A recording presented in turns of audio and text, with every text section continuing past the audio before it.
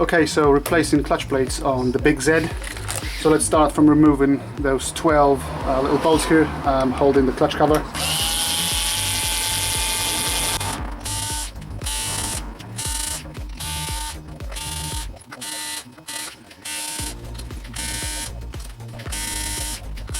It's a good idea to actually have an oil pan under the engine, because there will be some oil loss, which you can easily replenish after the job. So a few taps on it and the cover comes off, and as you can see, some oil drip down.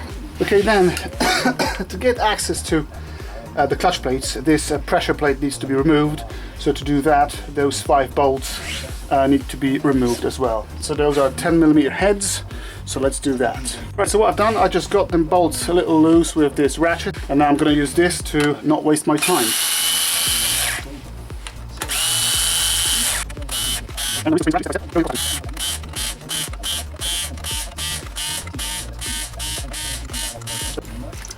We're done, and so you can remove the springs and the washers with the bolts.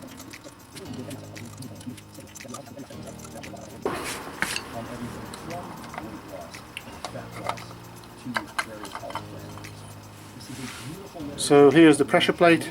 You'll see the bearing here inside. It's also a good idea to check how smooth it is, and that one is very smooth. That's what it looks like inside. Right, let's get the old plates out. Try to get them out in an order. Now sometimes this becomes a little bit tricky because they sit so deep in there that you can't actually fish them out. So that's why this type of pick or magnet can be very helpful.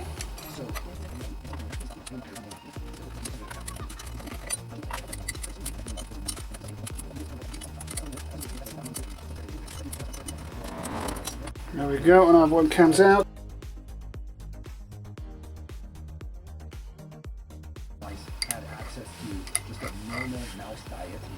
Okay, so that plate, as you can tell, is different because it's actually made out of 2 plates and it's riveted together. I'm not entirely sure this is the correct order actually, so I'm going to have to check this with this service manual to see if this is the right way of having this. Oh, finally. But thanks to using of those 2, I was able to retrieve it. So there we go. So on the left, old clutch plate, on the right, the new clutch plate. And those are about 3mm, and the service limit for those Z1300 plates according to manual is 3.2mm, so those are actually cooked. So yeah, and those brand new thicker plates will do a lot better job. Just about to reinstall the new clutch plates in the basket. There we go. So the first one goes in there.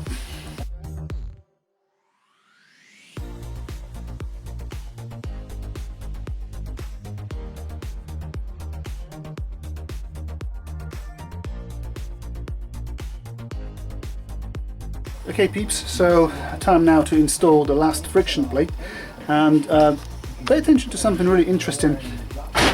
Notice that all the friction plates I've installed now are having those teeth in that groove.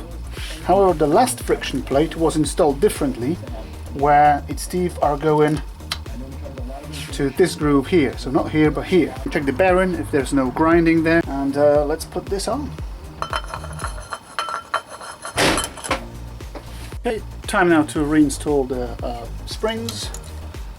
So let's just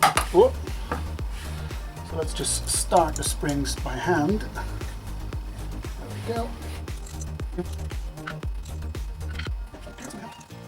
Okay, so once you've got all the bolts in there, it's now time to use the torque wrench and get them tightened up to 10 Newton meters.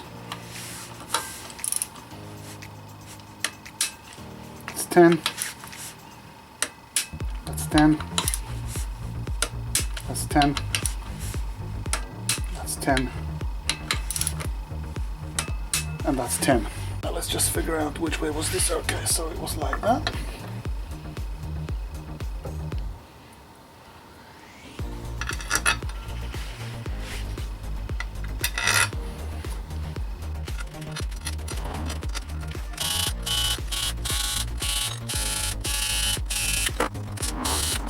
And similarly, those bolts need to be tightened up to 10 Newton meters also.